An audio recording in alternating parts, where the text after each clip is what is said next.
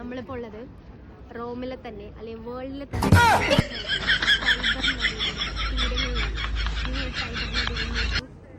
അങ്ങനെ ഞങ്ങളുടെ Rome ട്രിപ്പിൻ്റെ final ഡെസ്റ്റിനേഷനിലേക്ക് എത്തിയിട്ടോ. വേറെ എവിടെയല്ല, വേൾഡിലെ തന്നെ ഏറ്റവും സ്മോളസ്റ്റ് കൺട്രി ആയിട്ടുള്ള വത്തിക്കാൻ സിറ്റിയിലാണ്. എനിക്ക് വത്തിക്കാൻ സിറ്റി എന്ന് കേട്ടപ്പോൾ കൺഫ്യൂഷനായിരുന്നു. ഇതൊരു സിറ്റി ആണോ അതോ കൺട്രി ആണോ? നിങ്ങൾക്കും കാണും. ഞാൻ ഫൈനലി കൺക്ലൂഷനിലേക്ക് എത്തി. ഇത് ഒരു ഇൻഡിപെൻഡൻറ്റ് കൺട്രിയാണ്. ഈ സ്റ്റേറ്റിൻ്റെ ഹെഡ് എന്ന് പറയുന്നത് പോപ്പാണ്.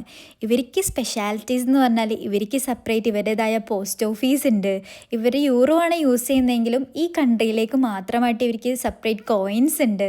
അതല്ലാണ്ട് ആകെ 800 റെസിഡൻറ്റ് മാത്രമേ ഈ ഒരു കൺട്രിയിൽ താമസിക്കുന്നുള്ളൂ. എന്താണല്ലേ, എൻ്റെ ചുറ്റും കാണുന്ന അത്ര ഉള്ളൊരു കൺട്രി.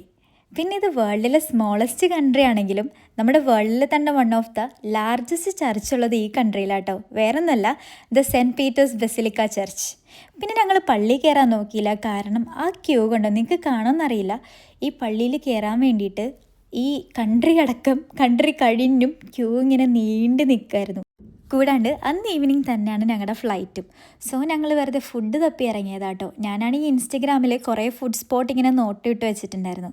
അങ്ങനെ നോക്കി പോയപ്പോഴാണ് ഇവിടെ മ്യൂസിക്കും സർക്കസും കുറേ ആൾക്കാർ ഫാൻസി ഡ്രസ്സിലൊക്കെ ഇങ്ങനെ നടക്കുന്നത് കണ്ടത്. അപ്പോൾ സ്ഥലം എക്സ്പ്ലോർ ചെയ്ത് കുറച്ച് ആൾക്കാരോടും ചോദിച്ചിട്ടാണ് ഞാൻ എൻ്റെ സ്പോട്ടിലേക്ക് എത്തിയത്. അങ്ങനെ അവിടെ എത്തിയപ്പോഴോ അവിടെയാണെങ്കിൽ ഒരു നീണ്ട ക്യൂ ആയിരുന്നു. 1/4 മണിക്കൂർ കഴിഞ്ഞിട്ടാണ് നമുക്ക് ഫുഡ് ഓർഡർ ചെയ്യാൻ പറ്റിയത്. ഓർഡർ ചെയ്തൊരു 10-15 മിനിറ്റ് കഴിഞ്ഞപ്പോഴാണ് പാസ്ത നമ്മുടെ കയ്യിലേക്ക് വന്നത്.